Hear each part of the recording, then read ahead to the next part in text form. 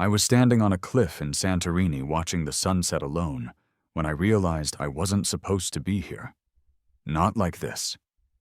This view, this breathtaking canvas of orange and purple bleeding into the Aegean Sea, was meant to be witnessed with Chelsea beside me, her hand in mine, wedding band still new and catching the dying light. Instead, I stood alone, the ghost of my fiancé haunting the empty space next to me, while the real woman was 3,000 miles away in the arms of a man she'd loved longer than she'd loved me. Funny thing about betrayal, it doesn't just break your heart. It rewrites your past. 4 years of my life, of our life together, had felt like building a cathedral. Each date, each laugh, each whispered secret and shared dream was another brick, another beam, another stained glass window. I was an architect by profession, but Chelsea and I were architects of our life together. At least that's what I believed. "James, you're overthinking the napkin colors again," Chelsea had teased me 6 months earlier at our kitchen table, wedding magazines scattered across the surface. Her chestnut hair was piled messily on top of her head, and she wore my old college sweatshirt. God, I loved her in that sweatshirt. "I'm an architect. Details matter," I'd replied, but I was smiling. "The structures you design won't collapse if the napkins are eggshell instead of cream." She rolled her eyes, but leaned over to kiss me. "This is why we balance each other out. I'm spontaneous, you're meticulous. That was our story. Chelsea Reed and James Parker. The creative marketing exec and the precise architect. She brought color to my careful lines. I gave structure to her boundless ideas. We made sense, everyone said so. We met at a mutual friend's housewarming party. I was the quiet guy in the corner analyzing the questionable, load-bearing wall between the kitchen and living room. Chelsea was the woman who approached me with 2 beers and said, "You look like you're mentally renovating this place." The wall they removed was structural. They've added a beam, but it's undersized. I accepted the beer. "Sorry, occupational hazard." Instead of walking away, she laughed. "Tell me more about beams while I pretend to understand." 4 years followed, filled with moments that defined us. Chelsea holding my hand through my father's heart surgery.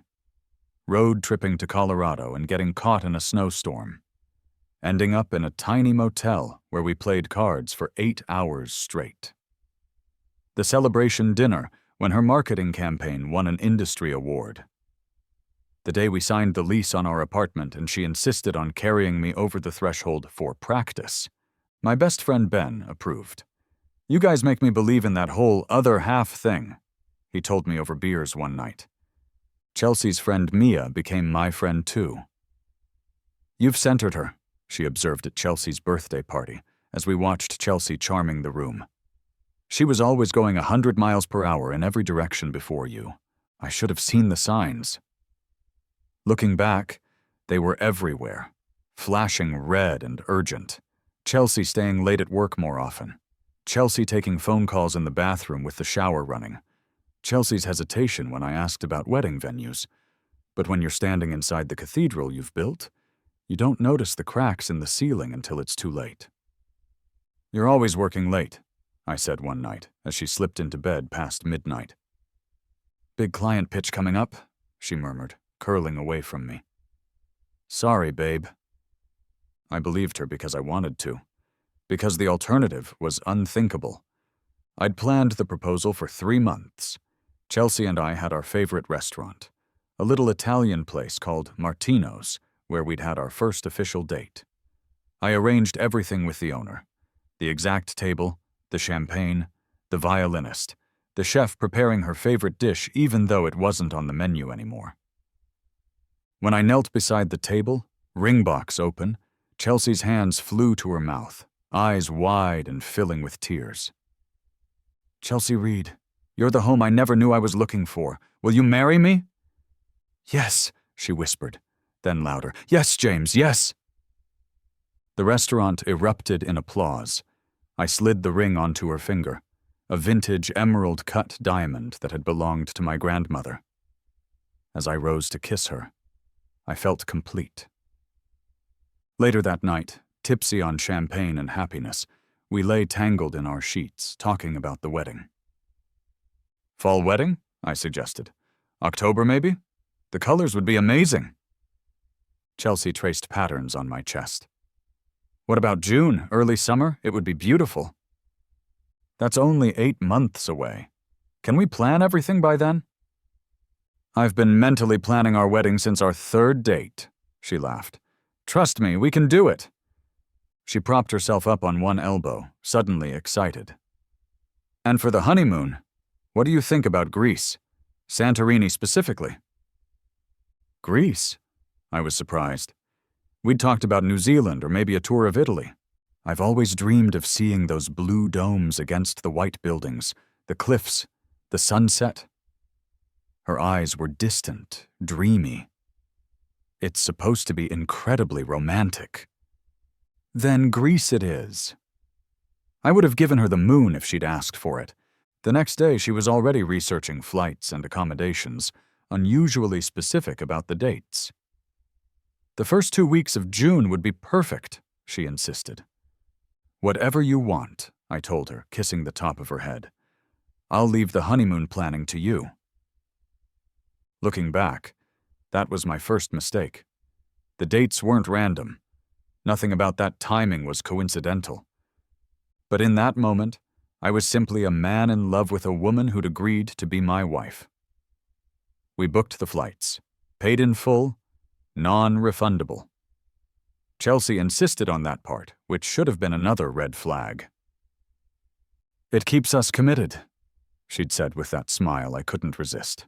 "No backing out now." As if I would ever want to. Wedding planning consumed the next few months. Chelsea took charge, creating Pinterest boards and spreadsheets, scheduling appointments with florists and caterers. I was happy to be involved, but let her take the lead, focusing instead on a major project at work, a downtown revitalization that could make my career. "You don't mind, do you?" I asked after missing a meeting with the wedding photographer. "This project is huge, and the timing is just—" "It's fine," Chelsea said, not looking up from her laptop. "I've got it under control." But something shifted, subtle at first, like the first hairline crack in a foundation. Chelsea began canceling our planning appointments. "Can't make the cake tasting tomorrow," she texted one day. "Work emergency. Can you reschedule?" It was the 3rd appointment she'd canceled in 2 weeks. When I called the bakery to reschedule, they sounded confused. "Your fiancé called to cancel yesterday," the receptionist told me. "Not today." That night, Chelsea came home late again. When she hung her coat on the rack, a receipt fluttered out. I wouldn't have looked, but as I picked it up, I noticed the name, Vincenzo's, an upscale restaurant across town that we'd never been to together. "How was work?" I asked casually. "Brutal." She kicked off her heels. "Marketing emergencies are so stupid. The client changed their mind about the entire campaign, and we had to scramble." I held the receipt in my pocket, the paper burning against my skin. "Did you get dinner?" "Just a salad at my desk," she answered without hesitation. "I'm actually starving." The lie slid so easily from her lips that I questioned myself. Maybe the receipt was old. Maybe she'd gone there for lunch with colleagues. Maybe. But the date on the receipt was that day, and the timestamp was 7:43 p.m., and there were 2 entrees, 2 glasses of wine. I said nothing, tucked the receipt away, and tried to ignore the knot forming in my stomach. A week later, I met Ben for drinks. I hadn't planned to bring up my concerns. They felt foolish, paranoid. But 3 beers in, they spilled out. "Am I overthinking this?" I finished, after listing the canceled appointments, late nights, and mysterious receipt. Ben didn't answer immediately, which was answer enough. "Just ask her," he finally said. You're about to commit your life to this person. You deserve honesty.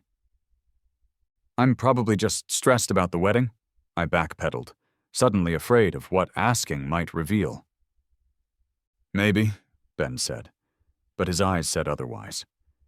But James, just pay attention, okay? I paid attention. I noticed how Chelsea guarded her phone, angling it away when I came near. I noticed how she'd step outside to take certain calls. I noticed how she'd changed her phone password.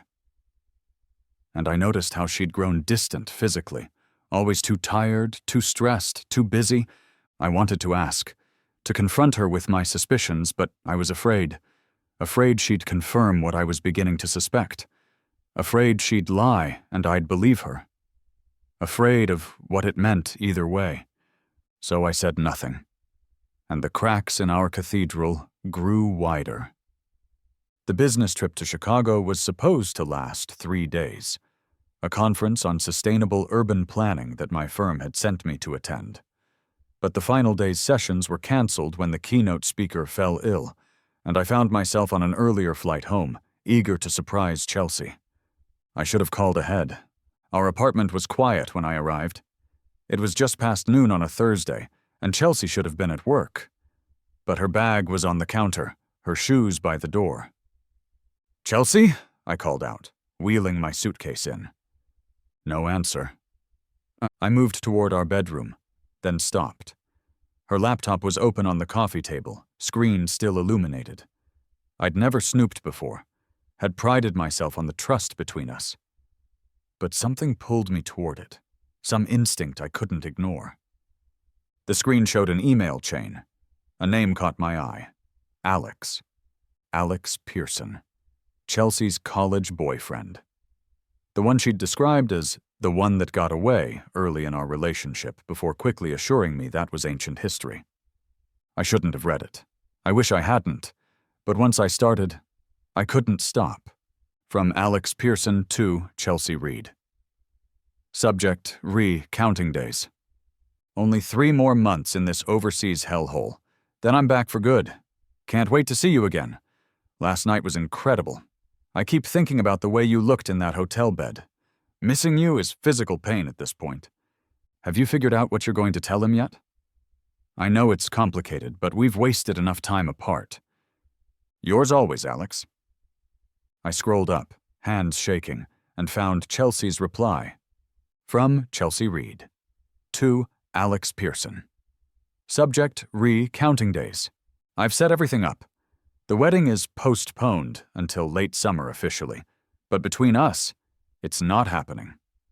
I just need to find the right time to tell James. The honeymoon is booked for when you get back, so that gives me a deadline. I can't keep living this double life much longer. I never stopped loving you, even when I convinced myself I did. The moment you walked back into that coffee shop 6 months ago, I knew James is a good man, and I care about him. But he's not you. He's never been you. I'll figure out how to tell him after your assignment ends. I promise. Missing you too, see? I felt physically ill, my legs buckling as I sank onto the couch. 6 months. She'd been seeing him for 6 months, since shortly after our engagement, since before we booked the honeymoon. The honeymoon she'd insisted on scheduling for early June. The honeymoon she'd been so specific about the dates for.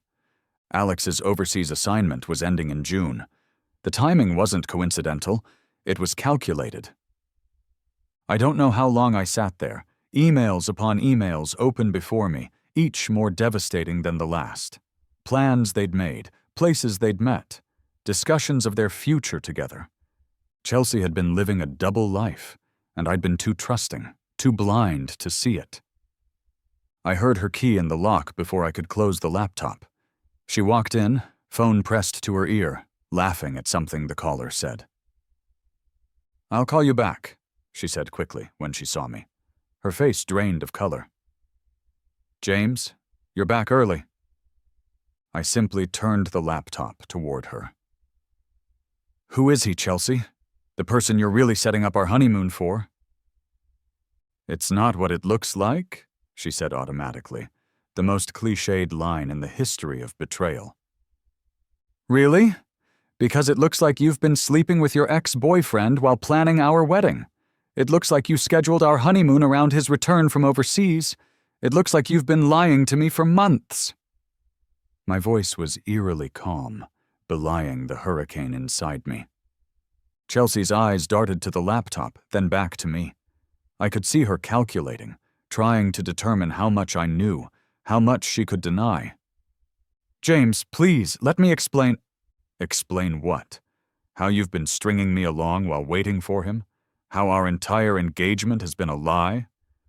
The calm was slipping now, anger seeping through. Did you ever love me at all? Or was I just a placeholder until Alex came back? That's not fair. Tears welled in her eyes. I do love you, James. You just love him more. I finished for her. You just wanted to keep me on the hook in case things didn't work out with him. No, she protested. But it was weak. It wasn't like that. When Alex came back, it confused everything. We have history. It's complicated. It's actually very simple, I said, standing up. You cheated. You lied. For months. She started crying in earnest then, mascara tracking down her cheeks. Once those tears would have destroyed me, made me do anything to stop them. Now they felt manipulative. Another performance in a 6-month play. I was going to tell you, she said between sobs. I just couldn't figure out how. I didn't want to hurt you. I laughed, a harsh sound I didn't recognize. So, scheduling our honeymoon around his return was your way of not hurting me? Planning to dump me after I paid for everything was your version of kindness? That's not. When did it start? When exactly did you decide I wasn't enough? Chelsea sank onto the couch, shoulders slumped. He came back to town in November. We ran into each other at Cornerstone Coffee. It was just supposed to be catching up. November. A month after I'd proposed, while we were picking out wedding venues. He said he'd never stopped thinking about me, she continued. That breaking up in college was the biggest mistake of his life. I told him I was engaged, that I was happy, but you started sleeping with him anyway. She didn't deny it. I was confused, she whispered. I thought I could figure things out, that maybe it was just nostalgia or unfinished business, but the feelings got stronger, and when he told me he was being sent overseas for work, but would be back permanently in June. You decided to wait for him, to plan our entire wedding around his schedule. Chelsea looked up, tears still falling, but her voice steadier now. I know it's unforgivable, but James, I couldn't keep lying to myself or to you. I do care about you deeply, but with Alex, it's different. It always has been. Were you ever going to tell me? Or just ghost me after the wedding was paid for? Of course I was going to tell you. I needed to be sure. And then Alex was gone, and everything was in motion with the wedding, and it seemed easier to wait. Easier for you, maybe? I moved to the door, needing to escape before I said or did something I'd regret. You've been looking me in the eye every day, sleeping in my bed, planning a life you never intended to live with me. Do you even understand what that makes you? James, please, she stood, reaching for me. Where are you going? We need to talk about this. I'm going somewhere you're not, I said, hand on the doorknob. And Chelsea? The wedding's off, obviously. As I walked out, I heard her call after me, James, I'm sorry, I never meant for this to happen. But that was the thing about cathedrals falling. Once they started to collapse, all the apologies in the world couldn't put them back together. You can stay as long as you need, Ben said, making up his couch with sheets and a blanket. His apartment was half the size of the one I'd shared with Chelsea, but at that moment it felt like sanctuary. Thanks, I managed, the first word I'd spoken since showing up at his door, everything I owned packed hastily into 2 suitcases and a duffel bag. Want to talk about it? I shook my head, then changed my mind. Bottling it up wouldn't help. I told him everything. The emails, the confrontation, Chelsea's hollow apologies. "That calculating bitch," Ben muttered when I finished. "Sorry, man, but who does that? String someone along for months?" "Someone who wanted a backup plan," I said flatly. "I was the safe choice, the reliable one, the one who'd be there if Alex changed his mind." The next morning I called my sister Emma, then my parents, then our wedding venue to cancel, then the caterer, then the florist. With each call, I had to explain, in abbreviated, sanitized terms, why the wedding was off. The sympathy in their voices was almost worse than Chelsea's betrayal. Almost. Work became my refuge. I threw myself into the downtown revitalization project, staying late, coming in early, letting the clean lines and precise measurements of architecture numb the chaos of my personal life. 2 weeks after moving out, I ran into Chelsea and Alex at a restaurant. They didn't see me at first. I watched them from across the room, her head thrown back in laughter at something he said, his hand possessively on her thigh. They looked right together in a way Chelsea and I never quite had, though I'd been too in love to notice. Then Chelsea spotted me, her laughter dying instantly.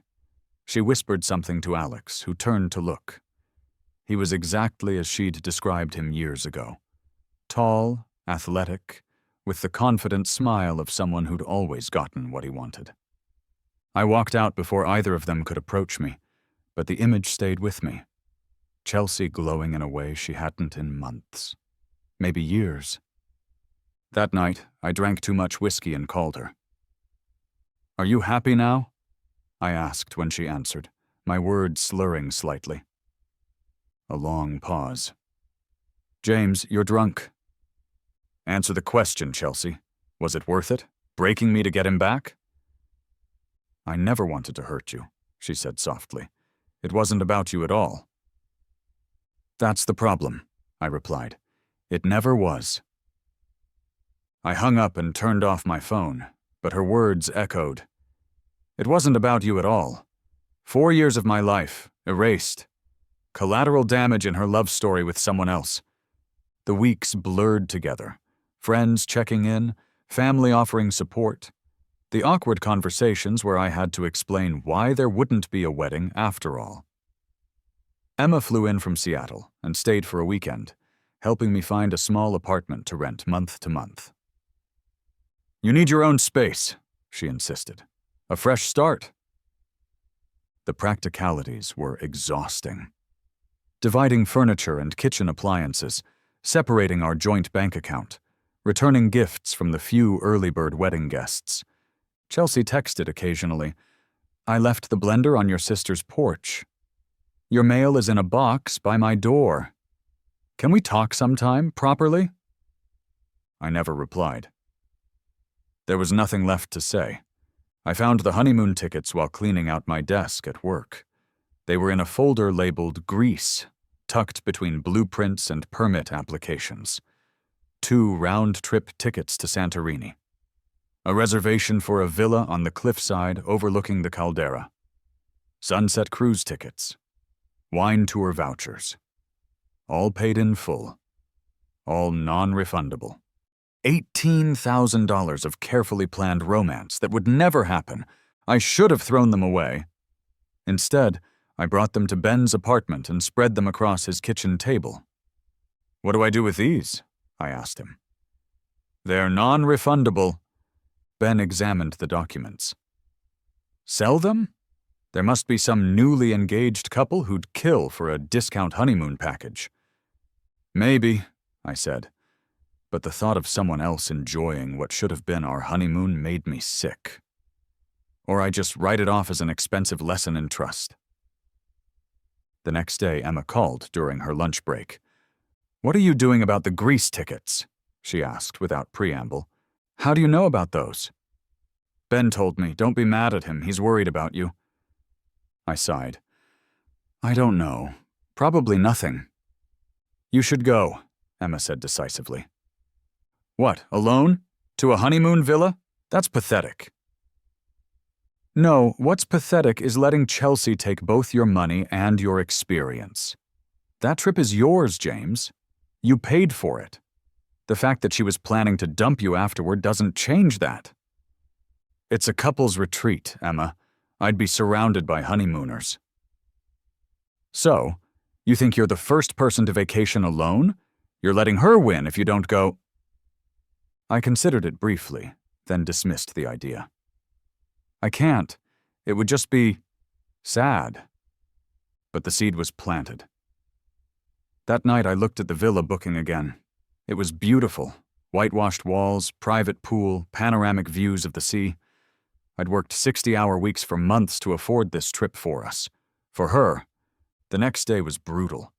The downtown project hit a major snag when soil testing revealed contamination that would delay construction.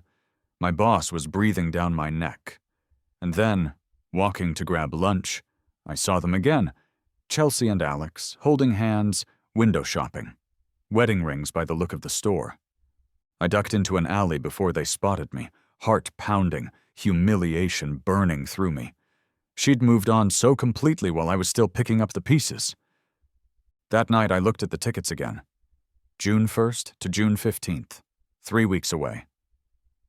Screw it, I muttered, and before I could change my mind, I called my boss. 3 weeks of leave? Richard, my boss, repeated.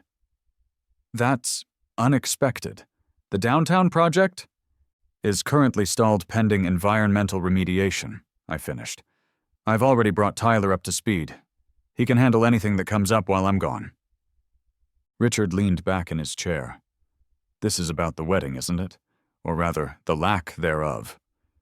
News traveled fast in our firm. I need some time to clear my head, I admitted. And I already have the tickets for the honeymoon. Non-refundable. His expression softened. You're going alone? Yes. I expected judgment or pity. Instead, he nodded thoughtfully. You know, after my divorce, I drove cross-country by myself.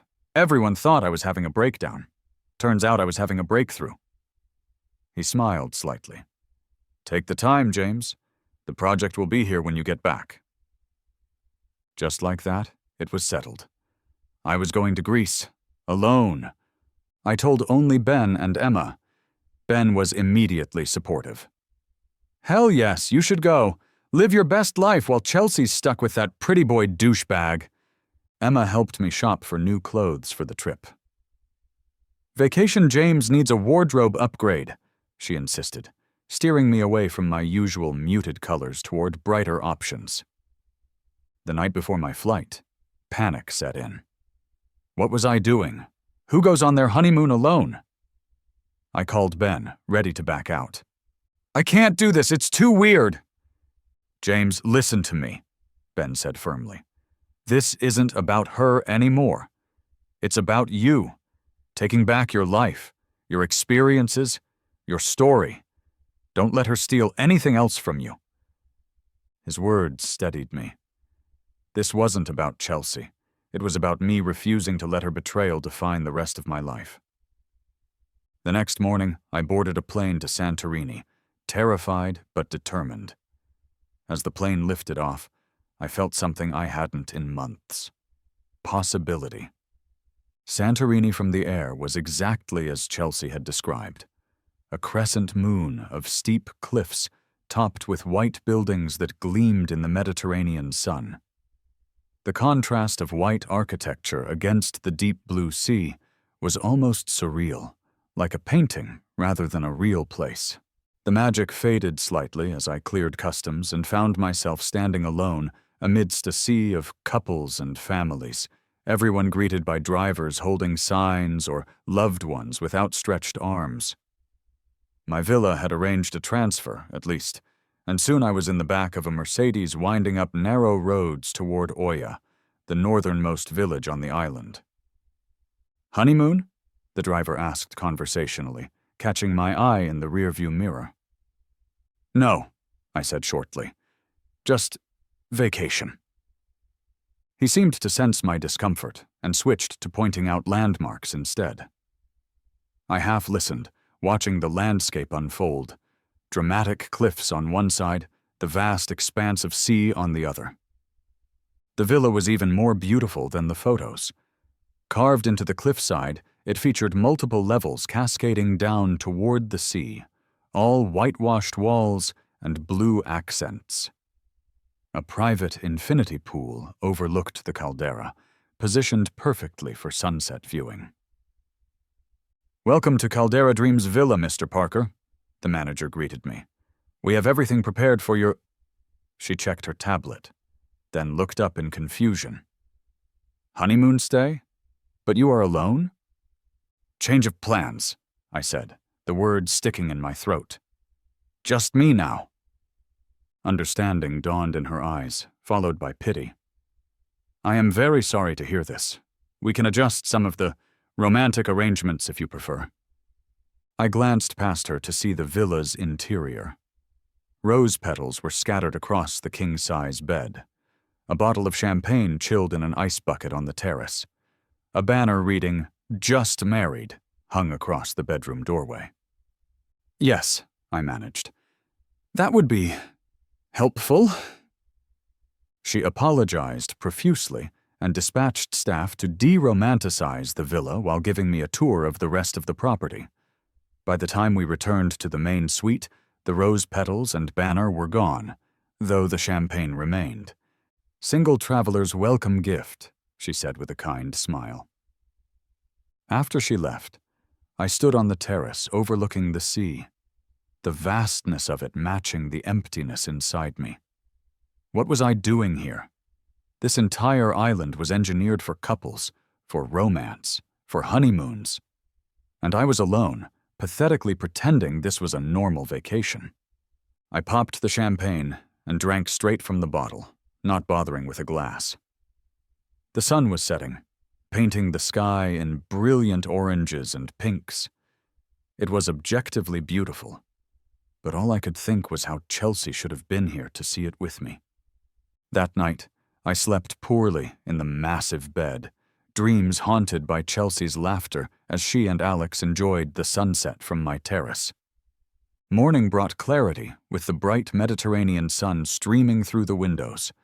I stood on the terrace again, coffee in hand, and made a decision.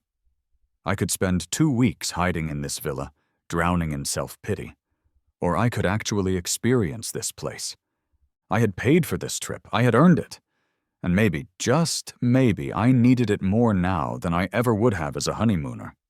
The streets of Oia were a labyrinth of narrow alleys and stairways that wound between white buildings with blue domes, the iconic image of Santorini that appears on every postcard. Despite the early hour, tourists were already out, couples predominantly, selfie sticks extended to capture their perfect moment against the perfect backdrop. I wandered aimlessly, no destination in mind, just needing to be out of the villa that screamed honeymoon from every corner. The morning air was fresh, carrying the scent of baking bread and the sea.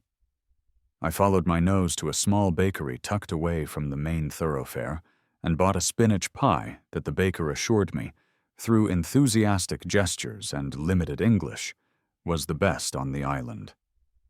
Eating it on a low wall overlooking the caldera, I had to admit he was right. The flaky pastry and savory filling were simple but perfect. It was the first thing I'd truly tasted in weeks, my appetite returning with the distance from home. "Good, yes?" an accented voice asked. I turned to find an elderly man watching me with amusement. He was short and wiry, with skin tanned to leather by decades of Mediterranean sun, and eyes that crinkled at the corners when he smiled. "Very good," I agreed, holding up the half-eaten pie in salute. "My brother makes them. Best on island." He sat beside me, uninvited, moving with the deliberate care of age. "You are American?" "Yes." I hesitated, then added, "From Chicago." "Ah, Chicago, Windy City, Michael Jordan." He grinned, revealing several missing teeth. "I am Nikos. This is my island. Well, not mine alone." He laughed at his own joke. My family has restaurant, just there. He pointed to a small taverna across the square, its blue chairs empty this early. Looks nice, I said politely. Nikos studied me with surprising intensity. You are not happy, he stated rather than asked. Not good for Santorini. This place is for joy. I stiffened. I'm fine.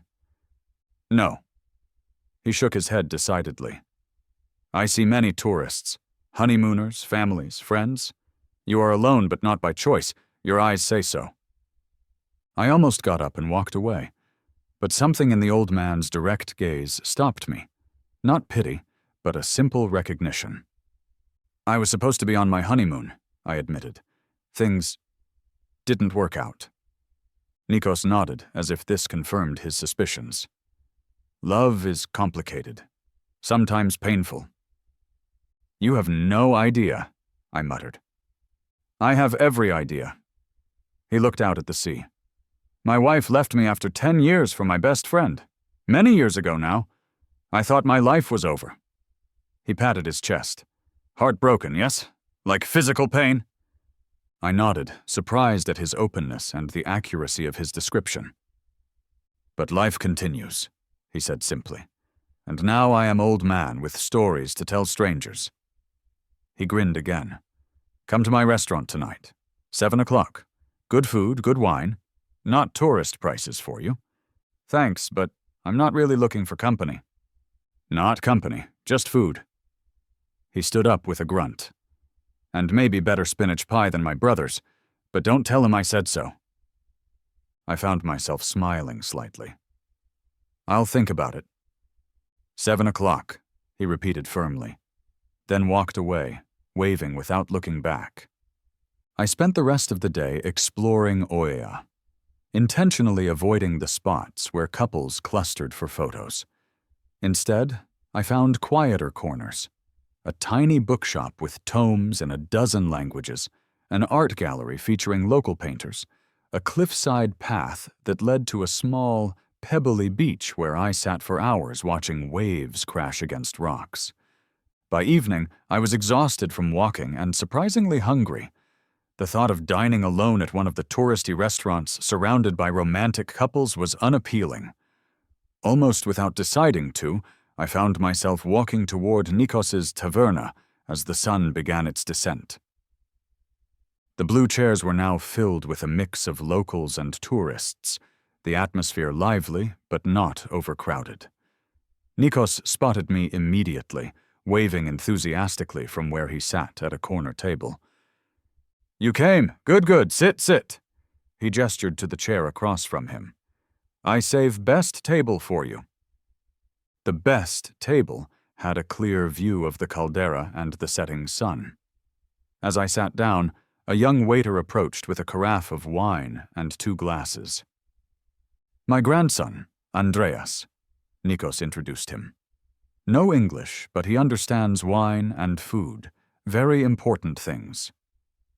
Andreas poured the wine and rattled off something in Greek to his grandfather before disappearing back into the restaurant. He says you look hungry, Nikos translated. Don't worry about ordering. We will bring what is good today. I took a sip of wine. A local variety, dry and mineral, with a hint of citrus. Thank you. This is kind of you. Nikos waved away my thanks. Kindness costs nothing. Tell me, what is your name? James Parker. James, good name, strong. He took a long drink of his wine. So, James, she broke your heart, this woman who was to be your wife? His directness caught me off guard. Back home, everyone tiptoed around the subject, afraid to say the wrong thing. Nikos's straightforward question was almost refreshing. Yes, I admitted.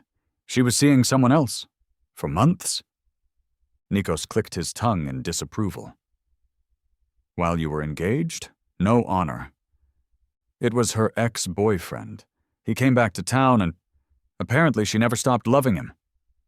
The words still tasted bitter. And the honeymoon? The tickets? You came anyway?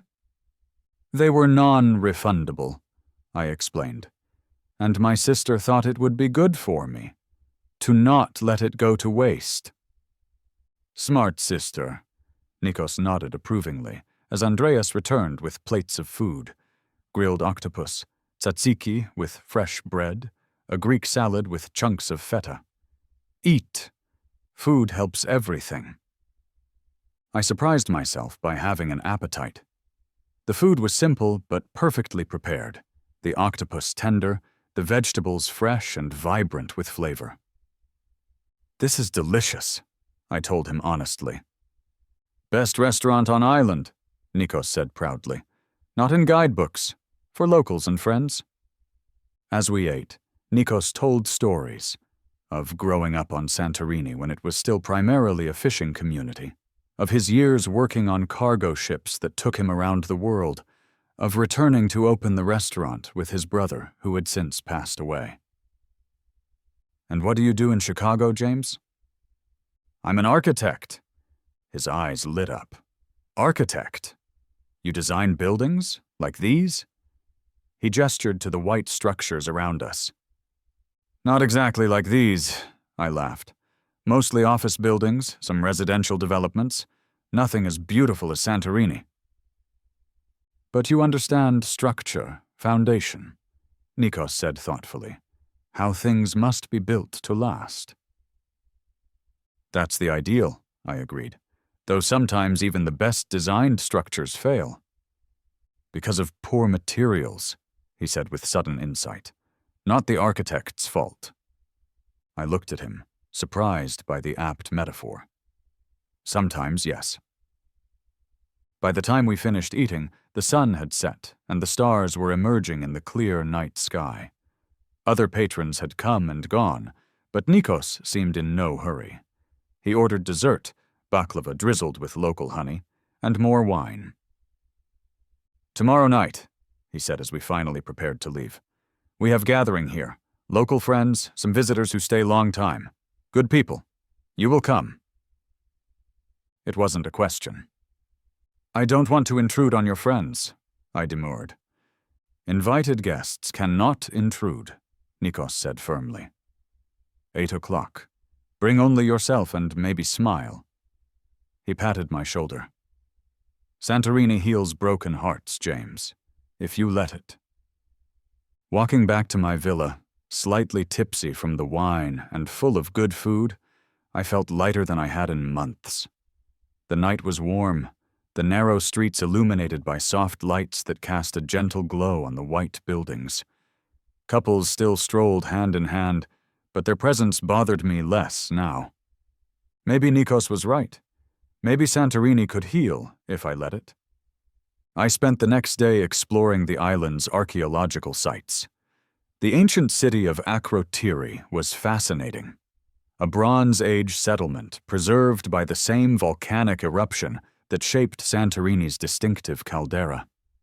Walking through the excavated streets, I felt a sense of perspective. Civilizations rose and fell. Hearts broke and mended. Life continued. That evening, I arrived at Nikos's taverna just after 8. The restaurant had been transformed, tables pushed together to form one long communal setting, strings of lights adding to the warm glow, music playing from somewhere. Nikos greeted me with an enthusiastic clap on the back. James, you came. Good. Meet everyone. He led me around the table, introducing me to a dizzying array of people. There was Dimitri, a fisherman who supplied the restaurant, Eleni and Yorgos, an elderly couple who owned the bookshop I'd visited, 2 Australian sisters, Bree and Liv, who were spending a year traveling Europe, Marco, an Italian photographer who'd come for a week 5 years ago and never left, and several others whose names blurred together. And this, Nikos said with special pride, is my granddaughter, Sophia. She is artist, very talented. Sophia was nothing like I expected. In her late 20s with curly dark hair cut short in a stylish bob, she wore paint-splattered jeans and a loose white shirt that slipped off one shoulder. Her handshake was firm, her English perfect with just a hint of an accent.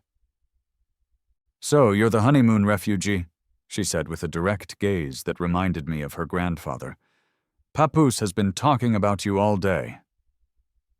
"All good things, I hope," I said, uncomfortable with being the subject of discussion. "He says you build things that last," she replied with a slight smile. "That's rare these days." Before I could respond, Nikos ushered me to a seat, coincidentally, or not, beside Sophia. Food began appearing, wine flowed freely, and conversation swirled around in a mix of Greek and English. I felt awkward at first, the obvious outsider, but the group's warmth was infectious. Sophia turned out to be easy to talk to. "Don't feel obligated to share your story," she said quietly, as others debated the best beach on the island. "Everyone here has one. Some share, some don't. No pressure either way." "What's yours?" I asked, then immediately backpedaled. "Sorry, that's personal. You just said no pressure." She laughed, a warm sound that drew glances from others at the table. "It's fine. Mine's not very original. Corporate job in Athens, burnout, quarter-life crisis. Return to my roots to find myself." She made air quotes with her fingers. Very millennial of me. "What was the corporate job?" "Marketing for a tech company. Good money, good title, soul-crushing work." She sipped her wine. "I lasted 3 years before I realized I was becoming someone I didn't recognize."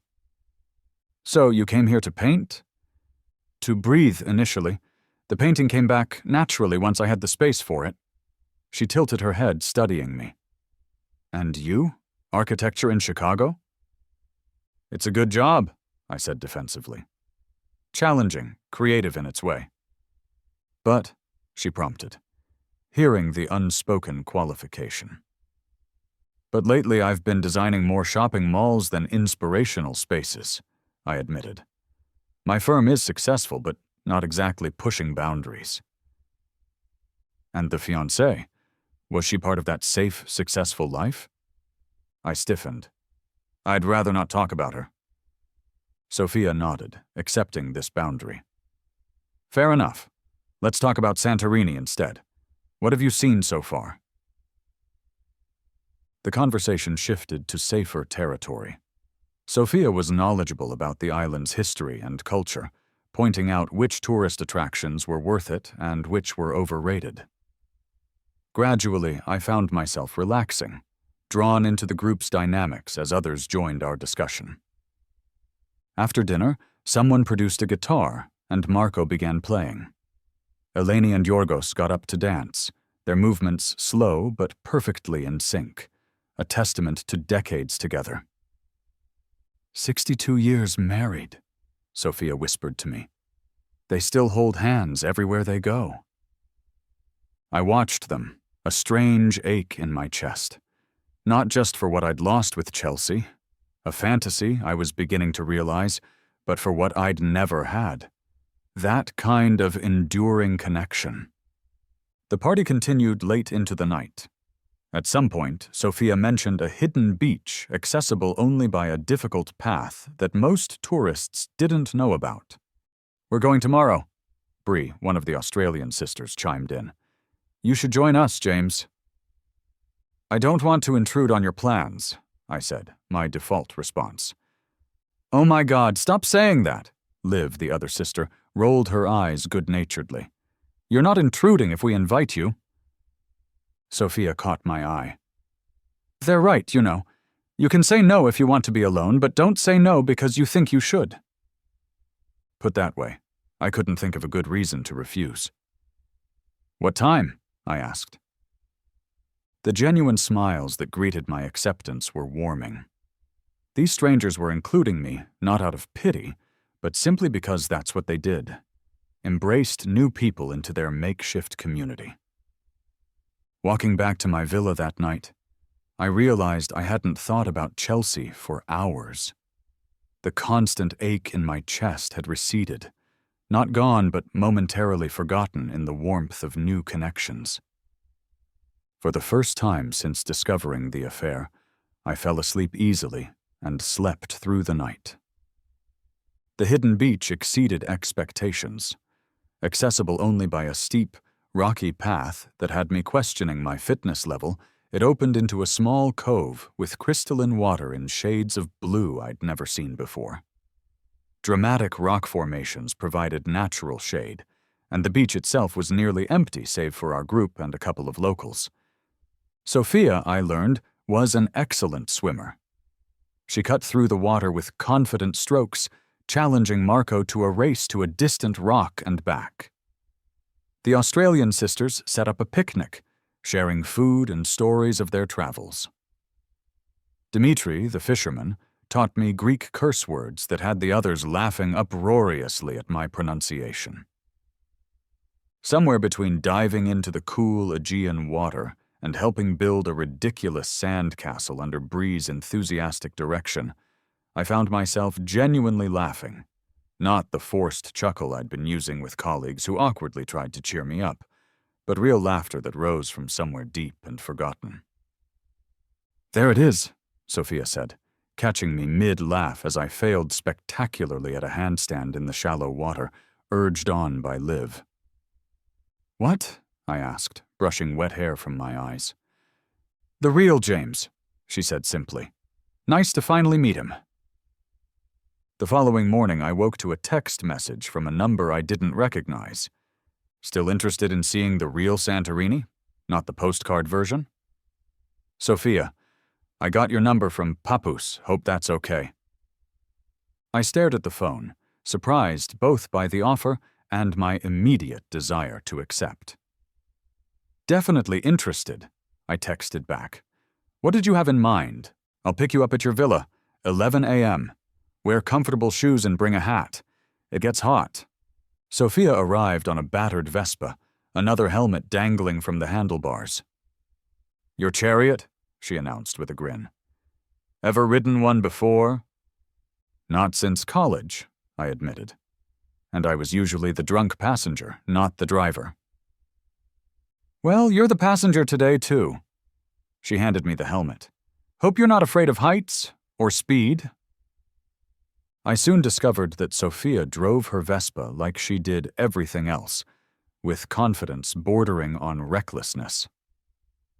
We zipped along winding coastal roads, the sea a constant blue presence on one side, terraced vineyards and whitewashed villages on the other. The wind whipped around us, carrying the scents of wild herbs and salt water, and I found myself holding on to Sophia's waist, laughing as we took curves faster than seemed prudent. Our first stop was a tiny village perched on a hillside, its narrow streets empty of tourists.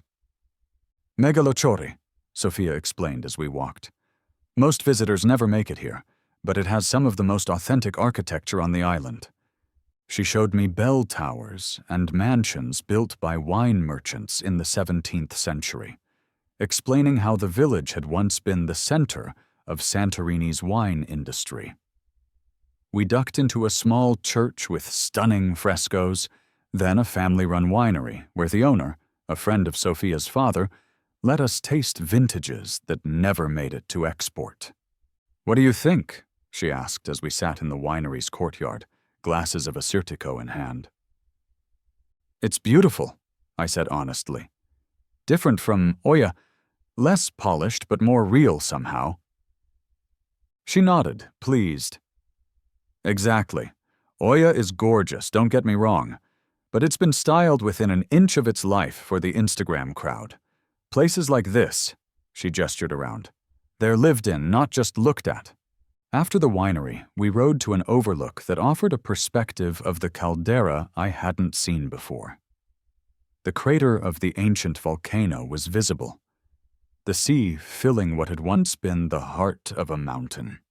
"Can you imagine the eruption?" Sophia said, leaning against a low wall. "The entire center of the island collapsing into the sea. They say the ash blocked out the sun as far away as Egypt." "Catastrophic beauty," I murmured, captivated by the view. "That's Santorini in 2 words," she agreed. "The most beautiful places often come from destruction." We had a late lunch at a tiny taverna where Sophia was greeted like family. The owner insisted on bringing us dishes that weren't on the menu.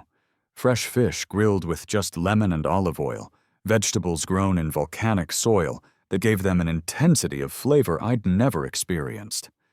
Between bites, Sophia told me more about her journey from corporate Athens to artist Santorini. "I was good at my job," she said. "That was part of the problem. I kept getting promoted, making more money, moving further from anything creative. One day I was in a meeting about leveraging user engagement metrics to optimize conversion funnels, and I realized I didn't understand a single word I'd just said. It was all meaningless jargon that had somehow become my entire vocabulary." "What did you do?" "Finished the meeting," she laughed. "I'm Greek, not rude. Then went back to my office, wrote my resignation letter, and booked a ferry ticket home." "Just like that? No plan?" "Oh, there was panic," she assured me. "Lots of it. My parents thought I was having a breakdown. Maybe I was. But it was the kind of breakdown you need to have sometimes, when the life you've built doesn't fit who you really are." Her words resonated uncomfortably. "And the painting? Was that always your passion?" "Since I was a child. I was actually in art school before I switched to business. Practical considerations," she said wryly. "My parents couldn't afford the tuition anymore, and business degrees came with scholarship opportunities. My firm paid for most of my architecture degree," I said, understanding her situation. "As long as I agreed to work for them for 5 years after graduation." "And those 5 years became—" "8, I admitted. There was always a reason to stay. A promotion, a big project, a convenient apartment near the office." "A fiancé who liked the stability?"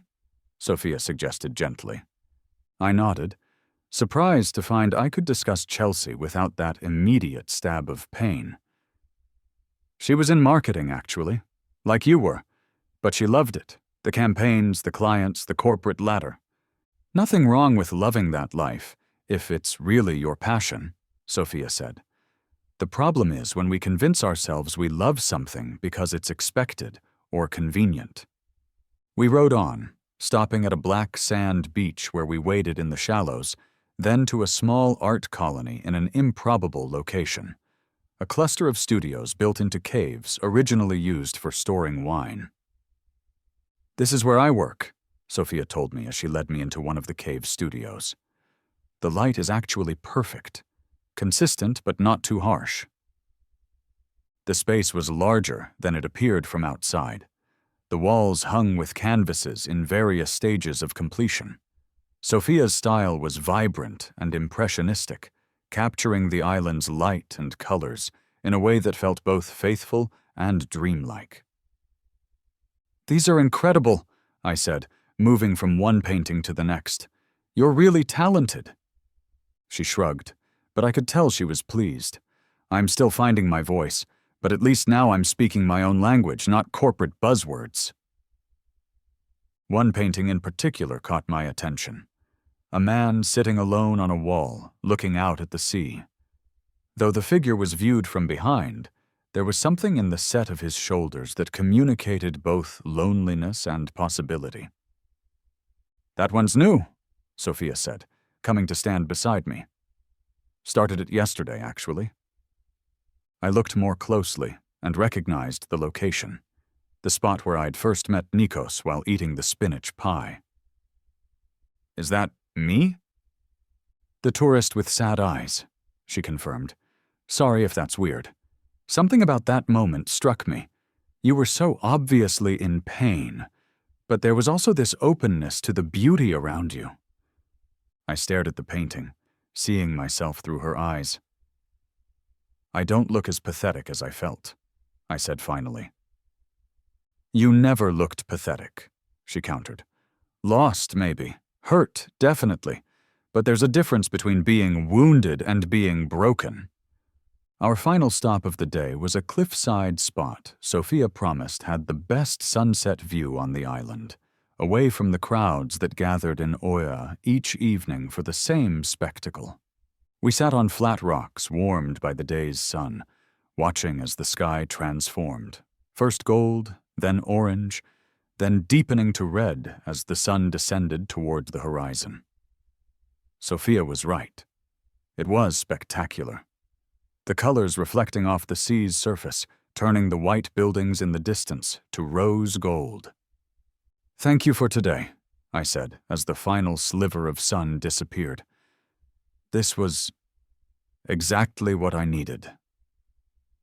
Sophia smiled, her face softened in the gloaming light. "Sometimes we need to see beautiful things to remember beauty exists." Is that from a philosophy book or something? "Nope, just made it up," she laughed. "Did it sound profound?" "Very," I assured her, laughing too. As darkness gathered around us, I realized I was seeing Santorini, and perhaps myself, differently. Not through the lens of what should have been or what I'd lost, but simply for what was. A moment, a connection, a possibility. 4 days into my trip, I finally called my parents. They'd been sending increasingly worried texts, and I knew I couldn't avoid the conversation forever. "James, thank God!" my mother answered on the first ring. "We've been so worried. Are you okay? Where are you?" "I'm fine, Mom," I assured her. "I'm in Santorini."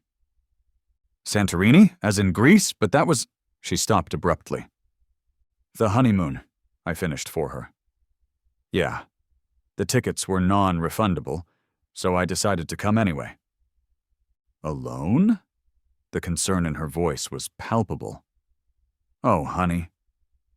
"It's actually been good," I said, surprised by how true it was. "I've met some nice people. It's a beautiful place." "Have you heard from Chelsea?"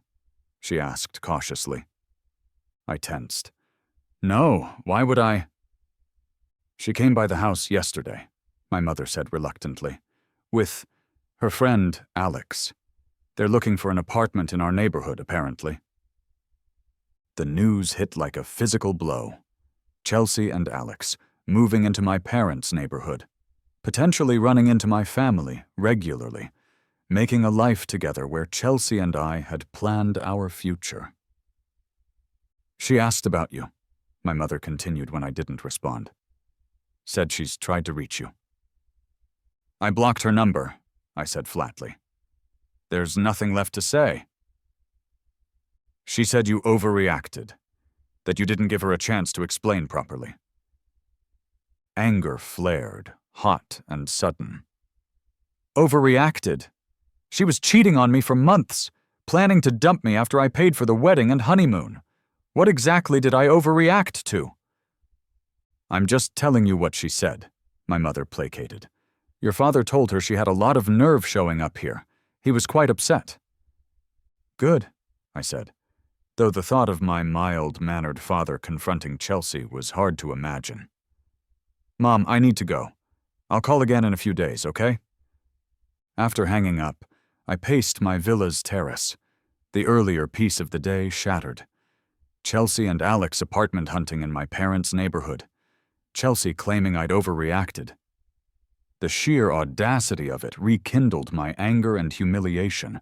I needed to get out, to walk off the resurgent emotions. The narrow streets of Oia were crowded with evening tourists, forcing me to weave through groups taking sunset photos. Without meaning to, I found myself at Nikos's taverna. Sophia was at the bar, sketching in a small notebook. She looked up as I approached, her smile fading as she took in my expression. "Bad day?" she asked. "It was good until about 20 minutes ago," I said, sliding onto a stool beside her. "Is your grandfather around?" "Day off, I'm watching the place." She closed her sketchbook. "What happened?" I signaled the bartender for a drink before answering. "My ex is moving in with her boyfriend in my parents' neighborhood, and apparently I overreacted to her cheating." Sophia raised an eyebrow. "That's some revisionist history, right?" The validation was soothing. "She's making it sound like I'm the unreasonable one for being upset that she had an affair." "Classic gaslighting," Sophia said. Makes her the victim instead of the perpetrator. The bartender brought my drink, a generous pour of what I assumed was local spirits. I took a large sip, welcoming the burn. Want to talk about it? Sophia asked. Or would you rather be distracted? Distracted, definitely, I said firmly. I'm sick of her taking up space in my head. Sophia guided me to a table in the corner, signaling for food to be brought without asking what I wanted. Over plates of grilled sardines and Greek salad, she told me about her first exhibition, a disaster where the gallery flooded the night before opening. All my canvases were floating, she recalled with a laugh.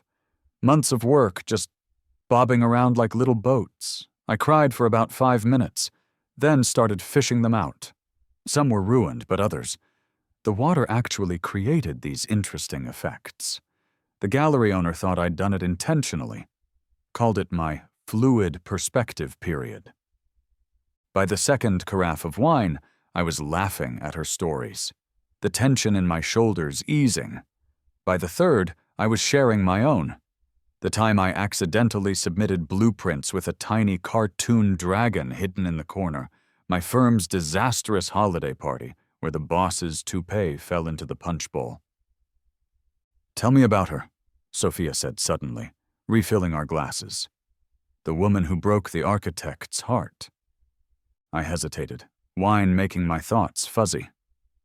I thought we were avoiding that topic. Sometimes it helps to say it all out loud, to a relative stranger who has no stake in the story. She leaned forward. No judgment, just listening. Maybe it was the wine, or the distance from home, or simply Sophia's direct gaze that made deflection seem pointless.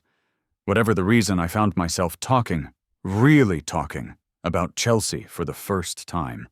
I told Sophia everything, how we met, how I thought she complimented me perfectly, how I'd planned the proposal for months to make it special for her, how I'd found the emails, how the honeymoon dates were specifically chosen to align with Alex's return. The worst part, I admitted, swirling the wine in my glass, is that I didn't see it coming. What does that say about me? About us? I thought we were happy. I thought we were planning a life together. And the whole time she was just waiting for something better. Not better, Sophia corrected gently. Different. From what you've said, you and Alex are totally different types. He's taller, I said morosely. Better looking. But that's not why she went back to him, Sophia pointed out. She said herself it was history, unfinished business. That's not about you being inadequate. It's about her unresolved past. Still hurts the same. Of course it does. She reached across the table to squeeze my hand briefly. You got blindsided. That's on her, not you. I let her words sink in, finding unexpected comfort in them. I keep thinking about all the signs I missed. The late nights, the mysterious calls, the way she pushed for those specific honeymoon dates. Hindsight is brutal that way, Sophia nodded. But James, even if you'd noticed earlier, the betrayal was already happening. You're not responsible for her choices. I know that intellectually, I sighed. But there's this voice in my head that keeps asking what I did wrong, what I could have done differently. Nothing, Sophia said firmly. She made her choice long before you found those emails. And honestly, you dodged a bullet. Imagine if you'd found out after the wedding. The thought was sobering. I've been thinking about that a lot, actually. How much worse it would have been. See? Silver linings. Sophia raised her glass in a toast. To narrow escapes and new beginnings. I clinked my glass against hers, feeling a weight lift. Not entirely, not completely, but enough to breathe a little easier. By the time we finished the wine, the taverna was nearly empty. I insisted on helping Sophia close up, clumsily stacking chairs while she counted the register. Will you be okay getting back to your villa? She asked as we stood outside the locked restaurant. You had quite a bit to drink. I'm fine, I insisted, then promptly tripped over nothing. Sophia laughed, steadying me with a hand on my arm. Right, very convincing. My apartment is just up those steps. You can crash on my couch and head back in the morning. In my inebriated state, this seemed perfectly reasonable. Sophia's apartment was small but charming, with the same cave-like architecture as her studio. Paintings covered the walls, and large windows opened to a view of the caldera. Nice place, I managed, suddenly aware of how drunk I was. Home sweet home, Sophia agreed, bringing me water and a blanket. Drink this, all of it. Santorini hangovers are legendary. I obediently drank the water, then collapsed onto her couch, the events of the day catching up with me. Sophia, I said as she turned to leave the room, thank you for listening, for the distraction, for everything. She paused in the doorway. That's what friends are for, James, even new ones. As I drifted off to sleep, Chelsea and Alex felt very far away, their importance in my story diminishing with every mile between us. I woke with a pounding headache and momentary confusion about my whereabouts. Sophia's apartment came into focus slowly. The white walls, the colorful paintings, the sunlight streaming through gauzy curtains. Sophia herself was already up, sitting at a small table by the window with coffee and a sketchbook. She looked over when I stirred. Morning, sunshine, she said with a slight smirk. How's the head? Feels like someone's using it for drum practice, I groaned, sitting up slowly. I'm sorry about last night. I didn't mean to dump all that on you. Please, she waved dismissively. That's what island vacations are for, drinking too much wine and having emotional breakthroughs with strangers. Are we still strangers? I asked, accepting the cup of coffee she offered. After last night's confessional, hardly. She sat across from me. How do you feel about it all in the sober light of day? I considered the question. Better, actually. Lighter. Like I finally put down a heavy backpack I'd been carrying. That's how it works, she nodded. We keep things inside. They get heavier. We let them out. They lose power. After breakfast, thick Greek yogurt with honey that Sophia swore would help my hangover, she mentioned an architectural site she thought might interest me. It's called Akrotiri. I've been there, I interrupted. The ancient Minoan city preserved by the volcanic eruption. Not the archaeological site, she clarified. The modern village nearby. There's a building there I think you should see. An old captain's house that's been converted into a music school. The way they've blended traditional architecture with modern functionality is brilliant. My interest was piqued despite my headache. Lead the way. The captain's house was indeed remarkable. Built in the 18th century, it retained its original exterior, but had been ingeniously redesigned inside to accommodate classrooms and practice spaces while preserving historical elements. The architect who did this is a friend of my father's, Sophia explained as she showed me around. He specializes in repurposing historical buildings. Says it's more challenging than designing new ones, but more rewarding. I ran my hand along a stone archway that now framed a doorway between practice rooms. It's incredible work. The respect for the original structure while making it functional for a completely different purpose. That's what great architecture does, right? Honors the past while serving the present. Something stirred in me. A long, dormant excitement. A spark of the passion that had led me to architecture in the first place. I found myself examining every detail, asking questions about materials and methods, taking photos to reference later. As we explored the building's rooftop terrace with its panoramic views of the countryside, Sophia watched me with a knowing smile. What? I asked, catching her expression. Nothing, she shrugged. Just nice to see someone passionate about their work. When's the last time you felt that way about a project at your firm? The question caught me off guard. It's been a while, I admitted. The downtown revitalization had potential, but it got bogged down in budget constraints and zoning issues. So, what would you design if there were no constraints? If you could create anything? I used to dream about sustainable community spaces, I said slowly, memories surfacing of ambitions I'd set aside. Buildings that worked with their environment instead of against it, that brought people together instead of isolating them. What happened to that dream? Reality, I said wryly. Student loans, job security, the path of least resistance. Sophia leaned against the rooftop wall. And was Chelsea part of that practical path? I thought about it, really thought about it for the first time. I think we reinforced each other's safe choices. She was climbing her corporate ladder, I was climbing mine. We had the right jobs, the right apartment, the right friend group. The right life on paper, Sophia nodded. I know that story well. Back at her apartment, I found myself reaching for my backpack, pulling out a small sketchbook I'd brought, but hadn't used. Mind if I gestured with the sketchbook. Be my guest, Sophia said. I need to work on something for a commission anyway. We sat in companionable silence, Sophia at her easel, me at her small table, sketching ideas inspired by the captain's house. Not for work, not for clients, but simply for the joy of creation.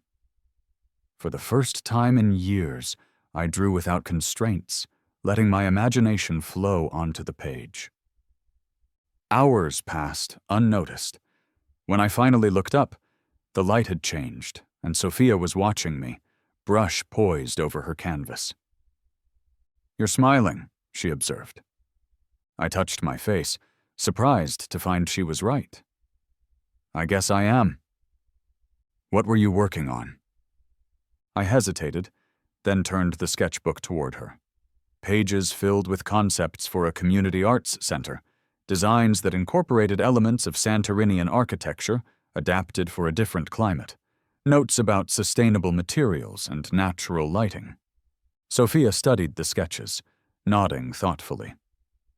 These are beautiful, James, and so different from what you described doing at your firm. This is what I wanted to design when I first studied architecture, I admitted, before practicality set in. Maybe practicality is overrated, she suggested. Maybe passion creates its own opportunities.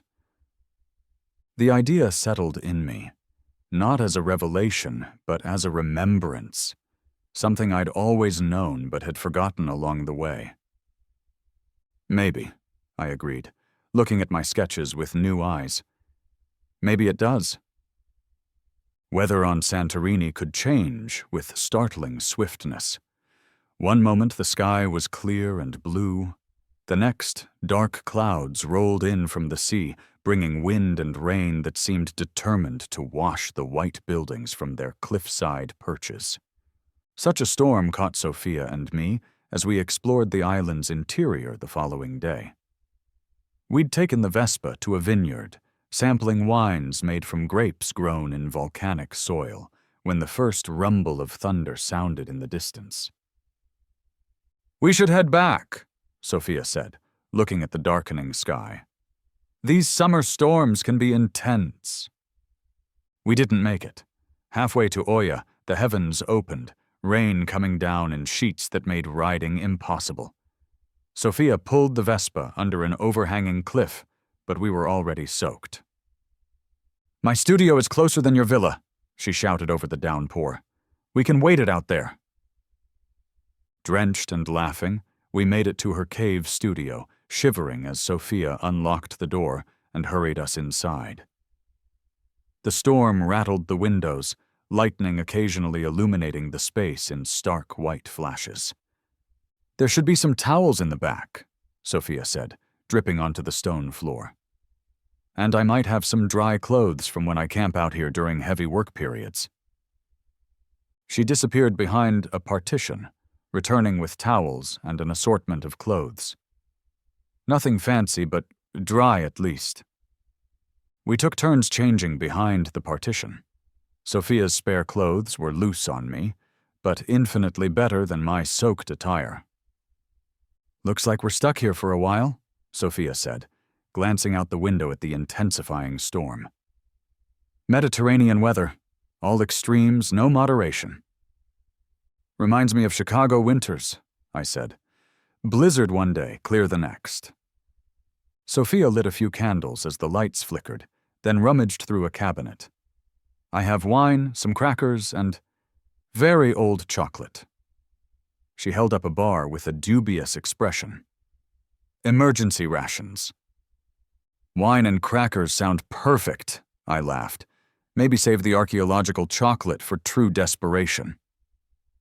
We settled on cushions on the floor, the candles casting warm light against the studio walls, making Sophia's paintings glow with new depth.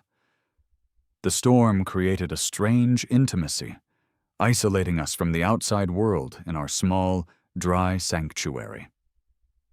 "So," Sophia said, pouring wine into mismatched cups, "we've covered my corporate escape and your architectural dreams deferred.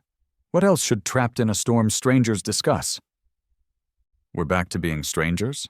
I teased. "Friends, then," she corrected with a smile.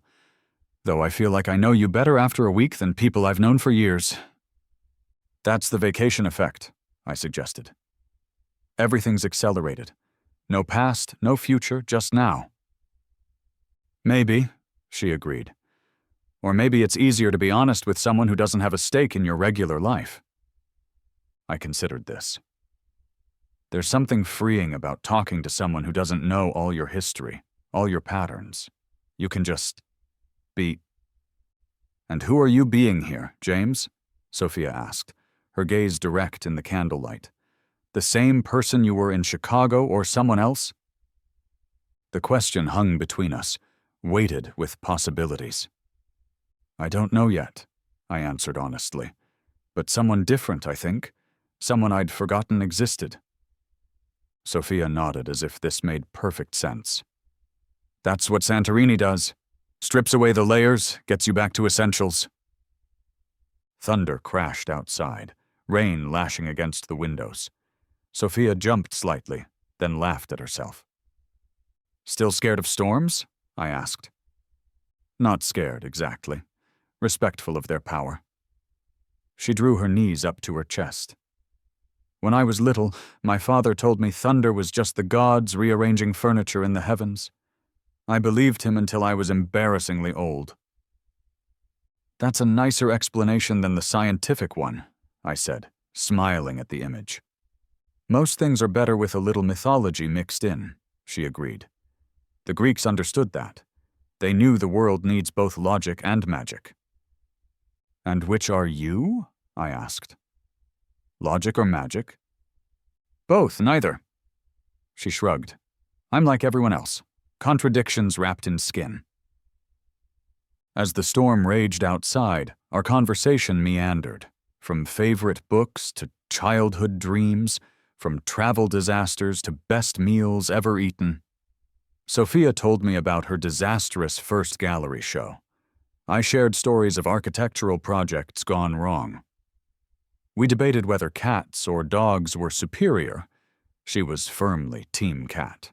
Argued good-naturedly about the merits of American versus Greek coffee, and discovered a shared love of obscure documentaries. "My friends back home would be shocked," I admitted after a particularly passionate defense of a film about competitive typewriting. "Chelsea used to tease me about my weird documentary phase, called it my boring hobby." "Nothing passionate is boring," Sophia declared. "Enthusiasm is attractive, even for unusual subjects." The candlelight softened her features, caught the amber flecks in her dark eyes. I found myself watching her as she spoke. The animated way her hands moved. The slight tilt of her head when she was considering a point. A silence fell between us, comfortable at first, then charged with something undefined. Sophia met my gaze, a question in her eyes that I couldn't or wouldn't decipher.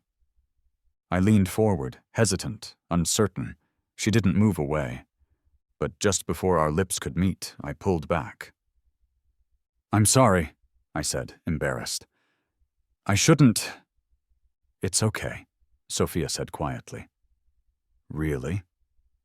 "It's not that I don't want to," I clarified quickly. "You're incredible, it's just too soon," she finished for me. "I get it, James. You're still healing." The understanding in her voice was worse than rejection would have been. I ran a hand through my hair, frustrated with myself. "I feel like I'm sending mixed signals," I said. "That's not fair to you." Sophia shifted, creating a small but deliberate space between us. "No apologies needed. Honestly, I'm not looking for anything complicated right now, either. It's just Chelsea and everything. It's all still so fresh." "You don't have to explain," she said gently. "Some wounds need time." The moment passed, but a new awareness lingered. We returned to safer topics, but the ease of before had been replaced by something more careful, more conscious.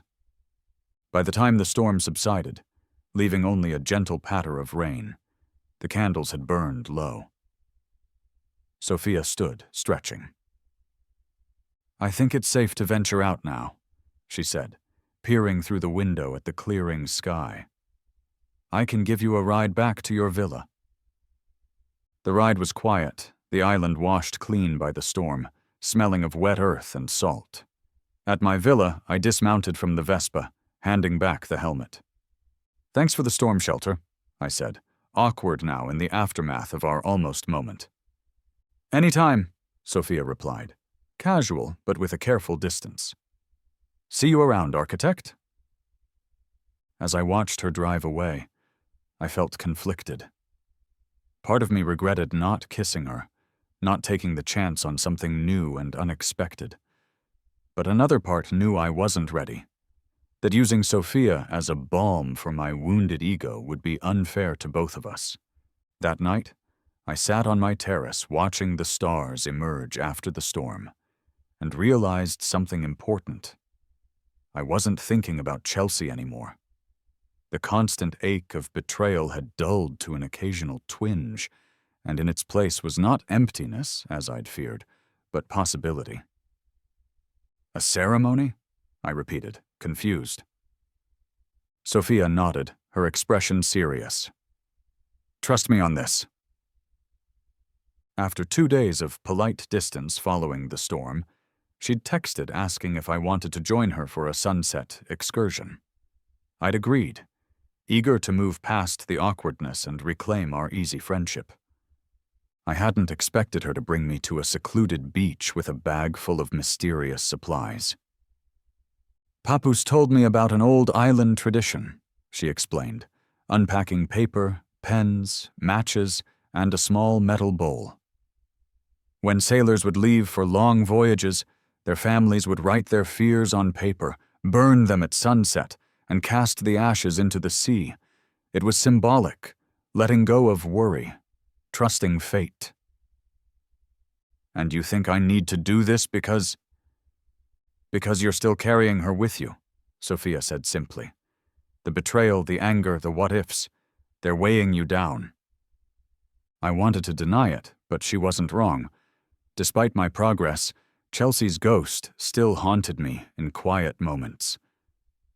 "So I just write it all down and burn it?" "Everything you wish you'd said to her. Everything you wish you hadn't. Regrets, accusations, whatever you're holding on to." She handed me paper and a pen. "No one will read it but you." It felt ridiculous at first, sitting on a beach writing letters that would never be sent. But once I started, the words flowed. All the pain and anger I'd been carrying, the questions that still plagued me, the admissions I'd never made even to myself. I wrote about feeling inadequate, about wondering if I'd ever really known Chelsea at all. I wrote about my fear that I'd wasted years loving someone who didn't truly love me back. I wrote about the humiliation of being the last to know, of everyone pitying me. And then, surprising myself, I wrote about my own role in our relationship's failure, not the betrayal, which was entirely Chelsea's choice, but the ways I'd settled into comfortable patterns, the times I'd chosen work over connection, the warning signs I'd willfully ignored. Sophia sat a distance away, giving me privacy, writing her own burdens on paper. The sun began its descent toward the horizon, painting the sea in shades of gold and rose. When I finally put down the pen, my hand was cramped and several pages were filled with my scrawl. "Ready?" Sophia asked, approaching with the metal bowl. I nodded, folding the papers. "Traditionally, you say something as you burn them," she explained.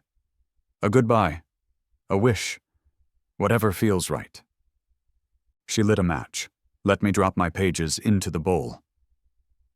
As they caught fire, curling and blackening, I found words rising unbidden. "I release you," I said quietly. "From my heart, from my future, from my thoughts. I release myself from what might have been." The pages turned to ash. Sophia handed me the bowl, and I walked to the water's edge, letting the ashes scatter across the gentle waves, disappearing into the vastness of the Aegean. Something shifted in that moment, a loosening, a lightening, not a complete unburdening, but the beginning of one. "How do you feel?" Sophia asked when I returned to where she sat on the sand. "Like I've set down something heavy," I admitted, "but also, I don't know, exposed? Vulnerable?" "That's normal," she nodded. "We use our pain as armor sometimes. Letting it go means facing the world unshielded." I sat beside her, watching the last rays of sunlight disappear. "Did you burn your corporate career?" I asked, nodding toward where she'd done her own ceremony. She laughed. "No, that's long gone. My paper had other ghosts." She didn't elaborate, and I didn't press. We stayed on the beach as stars appeared, talking quietly about lighter things, island legends, childhood memories, favorite constellations. The earlier tension between us had dissolved, replaced by a different kind of closeness, one based on mutual understanding rather than attraction, though that element remained, unacknowledged, but present. Back at my villa, I called Emma for the first time in days. "You sound different," she said immediately. "More, I don't know, present?" "I feel different," I told her, "like I'm finally moving forward instead of looking back." "Chelsea asked me about you," Emma said cautiously. "I ran into her at that coffee place near Mom and Dad's. Once, this news would have sent me spiraling. Now I felt only mild curiosity. What did she want? To know if you were okay, if you were seeing anyone." Emma's tone was protective. "I told her you were thriving, and it was none of her business who you were seeing." I laughed, genuinely amused by my sister's fierceness. "I'm not seeing anyone, but thanks for the vote of confidence." "So no holiday romance with a beautiful Greek goddess?" Emma teased. "Disappointing, bro." I thought of Sophia, her understanding, her wisdom, her ability to see through my defenses. "There's a friend," I said carefully. "Someone special. But friendship is what I need right now." "Smart," Emma approved. "So what's next? Coming home on schedule, or—" I hesitated. "Actually, I was thinking of extending my stay. Just by a couple of weeks," I added quickly. "The villa's available, and there's still so much of the island I haven't seen." "Do it," Emma said without hesitation. "When was the last time you did something spontaneous?" When indeed. My life had been planned, structured, predictable. Until Chelsea shattered that illusion, I'd never really deviated from the expected path. "I'm proud of you, James," Emma said softly. Most people would have canceled the trip, hidden away licking their wounds. But you're actually living through this, not just surviving it. After we hung up, I sat on my terrace looking at the night sky, so much clearer here than in Chicago, and made a decision. This wasn't just a salvaged honeymoon anymore. It was the beginning of something new, a reclamation not just of a vacation, but of myself. You want me to what? I asked, certain I'd misheard Sophia. Meet with Giannis, she repeated patiently. He's an architect friend of my father's who works in Athens.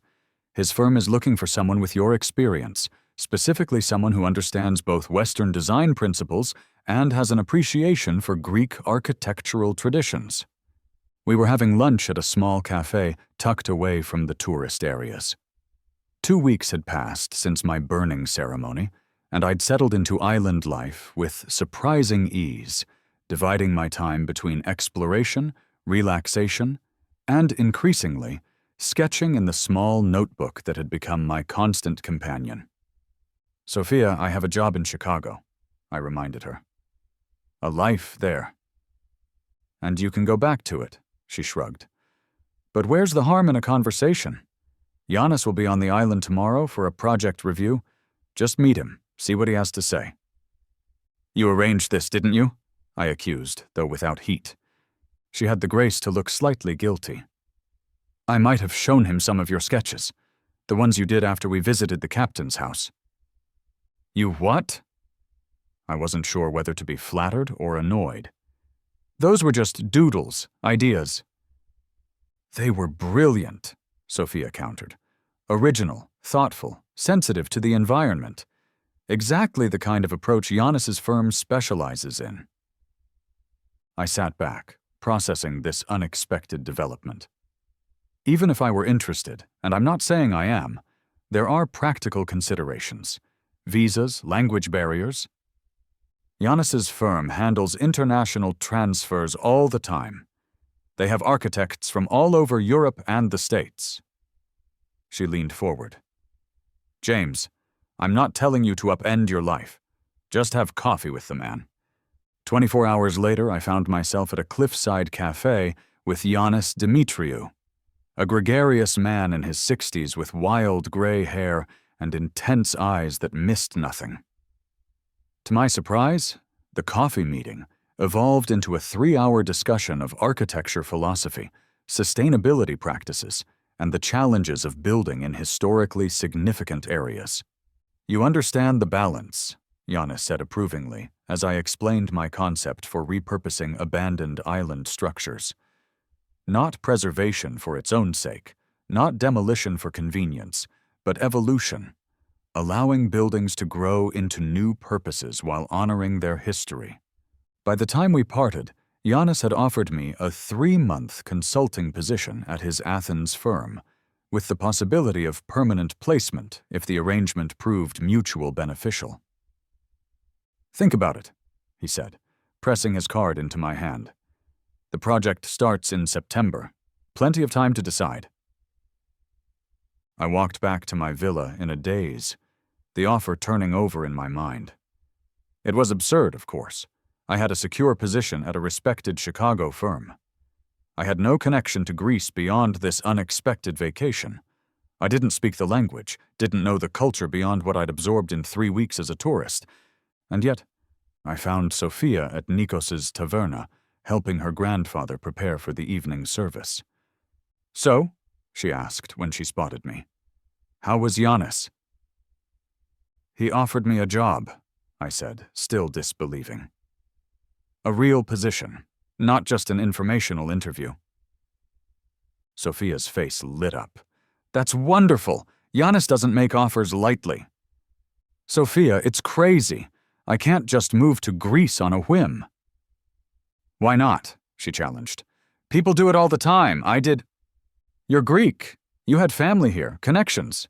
I'd be starting from zero. Not zero, she corrected. You'd have Giannis, his firm, and, she hesitated. Friends? You'd have friends here. The unspoken hung between us.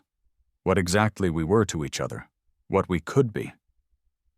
I need to think, I said, overwhelmed by the possibilities suddenly spreading before me. Later that evening, alone on my terrace, I called Ben. An architecture job in Greece? He repeated, incredulous. Are you serious? It's probably crazy, I admitted, but part of me wants to do it. Because of the job, or because of the Greek artist you've been hanging out with? Ben asked shrewdly. It's not about Sophia, I protested. At least, not entirely. The firm does amazing work. The kind I dreamed of doing before I got sidetracked by practicality. Sounds like you've already made up your mind, Ben observed. No, I haven't. It would be insane to completely change my life based on 3 weeks in a foreign country. More insane than going on your honeymoon alone after your fiancée cheated on you? Ben challenged. That worked out pretty well, from what you've told me. He had a point. What's keeping you in Chicago, really? Ben pressed. Your job that you're increasingly dissatisfied with? The apartment you had to find in a rush? The prospect of running into Chelsea and Alex at every turn? Put that way, Chicago suddenly seemed less like home and more like a collection of painful reminders. Look, Ben continued more gently, I'm not saying pack up and move to Greece forever, but a 3-month consulting gig? That's perfect. You can try it out, see if you like the work, the place, the people. If it doesn't work out, Chicago will still be here. His practicality cut through my swirling thoughts. 3 months wasn't forever. It was an extended opportunity, a chance to explore this new path without burning bridges. I've never done anything like this, I said. Anything this spontaneous? Exactly why you should do it, Ben replied. When was the last time you surprised yourself, James? The question echoed in my mind long after we hung up. When had I last surprised myself? Taken a risk not calculated to the last decimal point? Chosen the uncertain path over the safe one? The next morning, I texted Giannis accepting his offer. Then I extended my villa rental for another 2 weeks, giving myself time to return to Chicago, organize my affairs, and prepare for a temporary relocation to Athens. When I told Sophia, her reaction was mixed, genuine happiness for me, but also a careful restraint, as if afraid to claim any credit for my decision. I would have made the same choice, job or not, I told her as we walked along the beach that evening. Santorini has been transformative. I'm not the same person who arrived here 3 weeks ago. The island has that effect, she agreed, though I think the transformation was already in you, waiting for the right moment. Maybe, I conceded. But meeting you, your grandfather, everyone here, it showed me a different way of living, of seeing the world. Sophia kicked at the sand, uncharacteristically shy. So, you'll be in Athens. That's only a ferry ride away. A very short ferry ride, I agreed, understanding the unasked question. I'd like to keep in touch, visit when I can.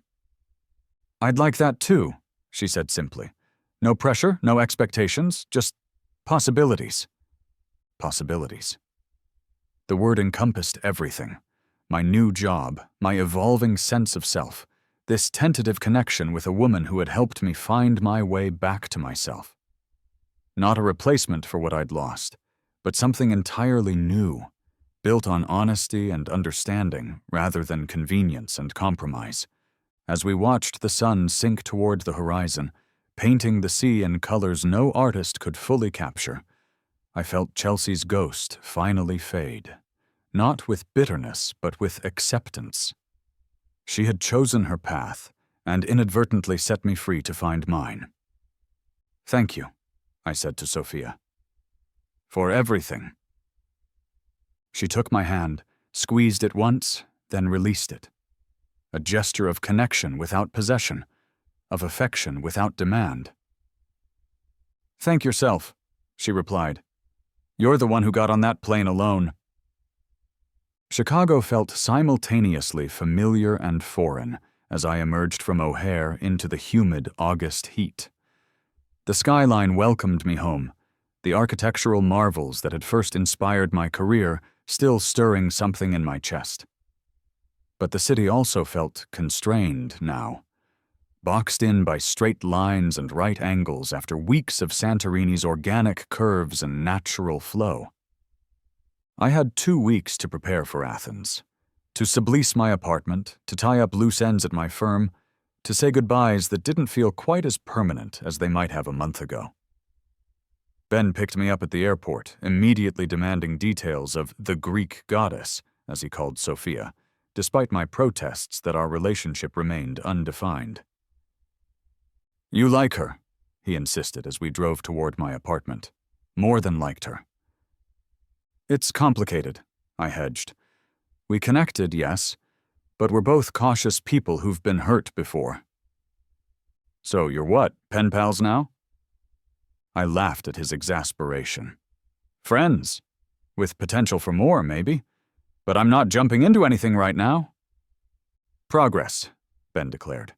The old James would have either avoided her completely or proposed by week 3.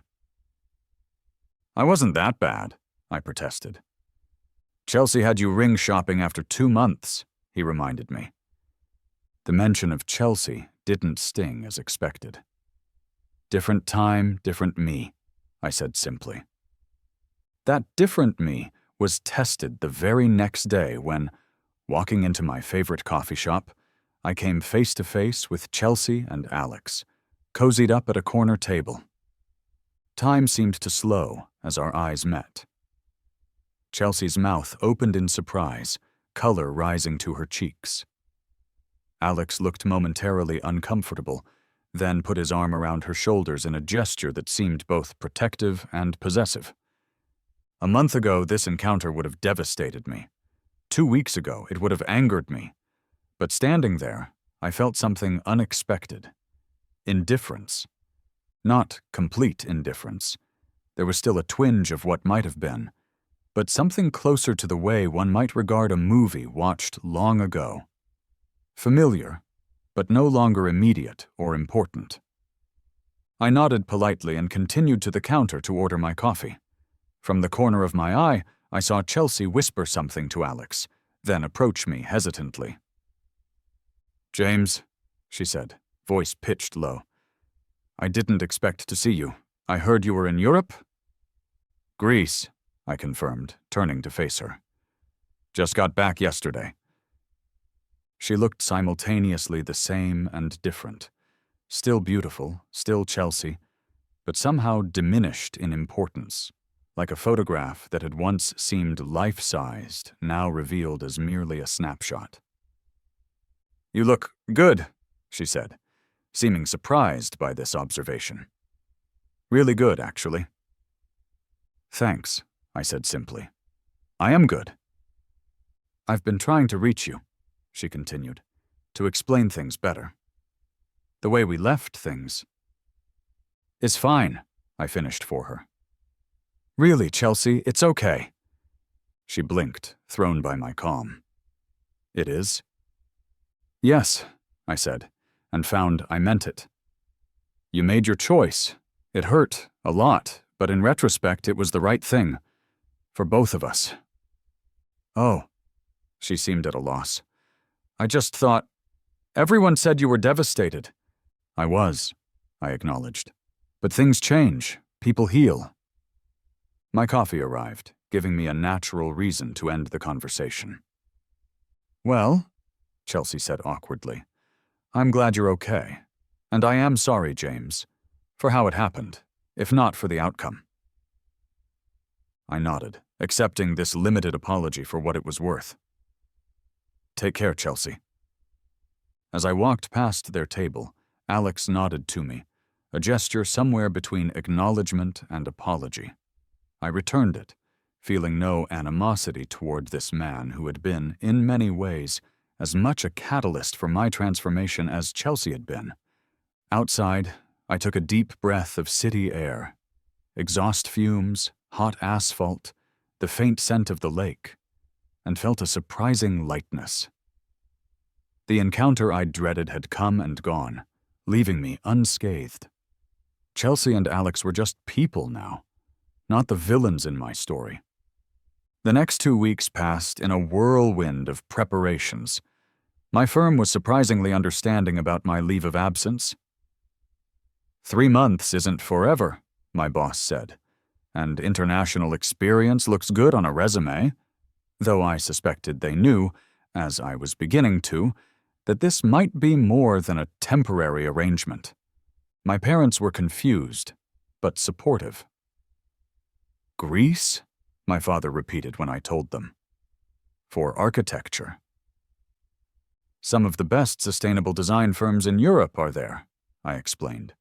And after everything with Chelsea, I need a fresh start. My mother studied me carefully. There's something different about you, she decided. You seem more certain. I am, I realized. For the first time in a long time. Emma flew in to help me pack up my apartment and storage space. So, she said as we sorted through my possessions, dividing them into keep, store, and donate piles. Tell me about this Sophia person you mentioned. She's just a friend, I said automatically. Emma rolled her eyes. Right, a friend you mention in every other sentence. She helped me see things differently, I admitted. But it's not romantic, not exactly. Not exactly romantic, Emma mimicked. That's the most James Parker description of a relationship ever. I threw a wadded-up t-shirt at her. It's complicated. She's been hurt too, has her own history. We're taking it extremely slow. Good, Emma approved. Slow is smart, but don't use slow as an excuse to avoid risk entirely. Risk. The word that would once have sent me running to safety now felt like an invitation.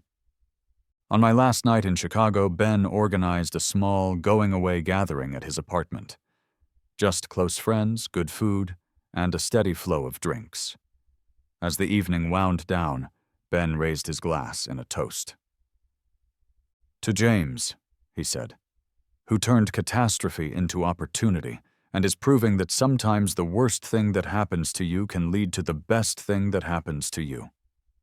I thought of Chelsea's betrayal, of the honeymoon meant for two that I'd taken alone, of the unexpected path that had opened before me. I'll drink to that, I agreed, raising my own glass. Later, as the party dwindled, I stepped onto Ben's balcony to call Sophia. Despite the time difference, we'd fallen into a pattern of daily check-ins, sometimes brief texts, sometimes longer calls, building a connection across distance that felt increasingly important. Last night in Chicago, I told her when she answered, voice husky with sleep. Sorry if I woke you. Worth waking for, she assured me. How are you feeling? Nervous? Excited? Both, I admitted. But mostly ready. Ready for something new. Athens isn't Santorini, she cautioned. It's chaotic, crowded, very different. I know, I assured her. I'm not expecting paradise, just possibility. Possibility you'll have in abundance, she said softly. Safe travels, James. Text me when you land. The simple exchange warmed me more than the August night or the whiskey in my glass. This wasn't the consuming passion I'd thought I had with Chelsea, but something steadier, more grounded in reality and mutual understanding. As I looked out at the Chicago skyline one last time as a resident rather than a visitor, I felt neither regret nor fear, but a quiet confidence that whatever came next, career, relationship, life, I was finally on the right path. My path. Not one prescribed by convenience or convention.